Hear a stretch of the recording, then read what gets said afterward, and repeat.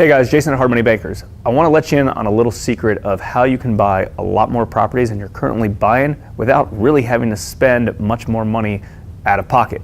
Now, I'm not 100% sure why a lot of real estate investors can't wrap their head around this concept of leveraging kind of what they have. Let's say leveraging the capital that they currently have in place. But think about it like this. Let's say you have $100,000, and that's $100,000 that you typically want to use to purchase properties with. Okay, so that $100,000 could purchase you one property, right? Let's say you go to auction. Let's say you find a distressed sale and you have $100,000 and you want to buy that and renovate it. Great, you can buy one property with that. But there's a lot of other possibilities by leveraging up that $100,000 or splitting up that $100,000 and getting some sort of finance component to spread the difference. So for instance, most of the deals that hard money bankers do and different hard money lenders have different criteria.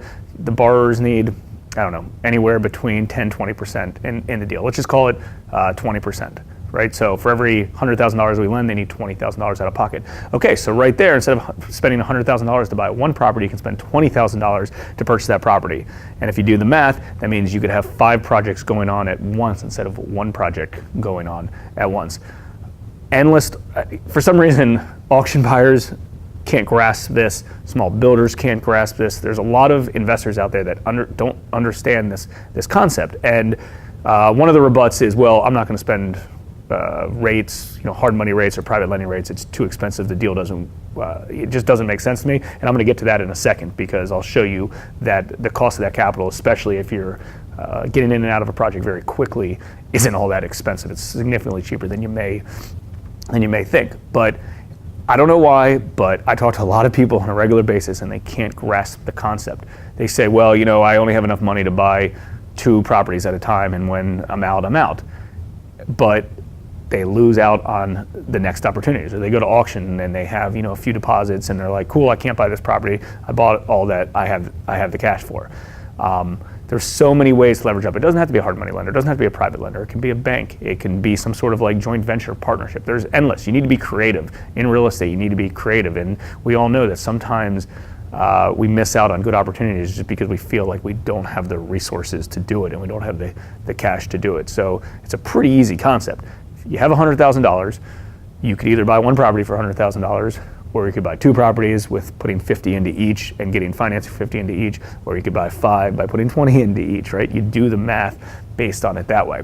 Okay, so let's get to the other concept I was talking about. And this is true for if you're an auction buyer, if you're a small builder, you're used to either using all cash or used to using some sort of bank facility that's super, super cheap. But also keep in mind, bank facilities end up being a little bit they probably in the long run end up being more expensive because they're paying the ass to deal with a lot of these times.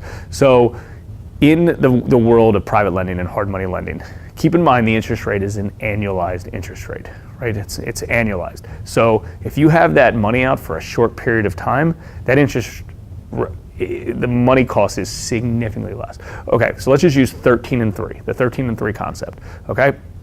Very, very easy. Most investors are getting out of these projects at 3 or 4 months, right?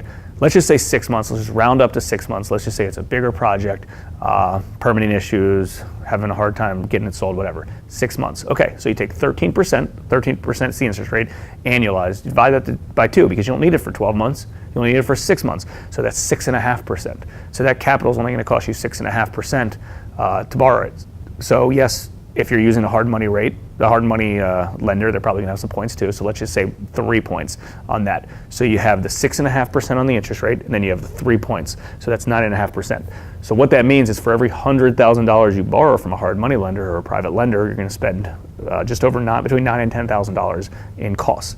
Now, let's be honest, $9,000 to $10,000 in costs shouldn't make or break a transaction. It just shouldn't. If the numbers are that tight, it probably isn't that great of a deal if you're buying it for cash or you're not buying it in cash.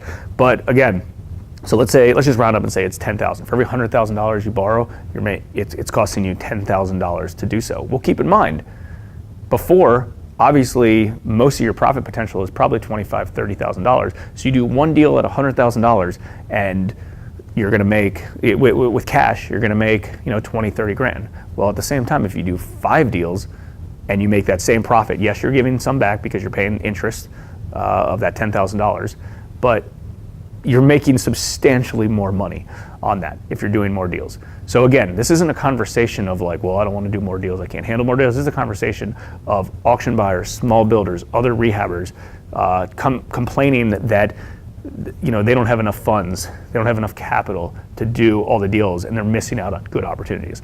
Don't miss out on good opportunities, right? There's always a solution. It doesn't have to be a hard money lender, it doesn't have to be a private lender, it could be a bank, it could be a JV partner, it can be someone who's just giving you IRA money. The purpose of this video is to show two things. Number one, be smart about leveraging your resources, and two, the cost of the capital when you're using it on a short period of time is significantly less than you think.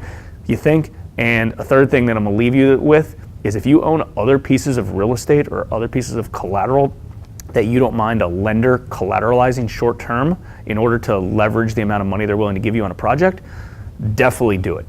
There's a lot of loans that we do on a regular basis that our borrowers are bringing 0, 0, 0 to the table because they have other free and clear rental properties, and we'll just put a lien against it short term until their subject property that they're buying is flipped.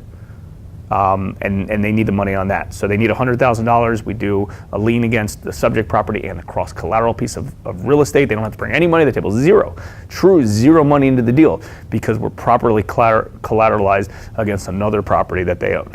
Okay, so just something to think about. Anything related to this topic, reach out to Hard Money Bankers, Jason@hardmoneybankers.com.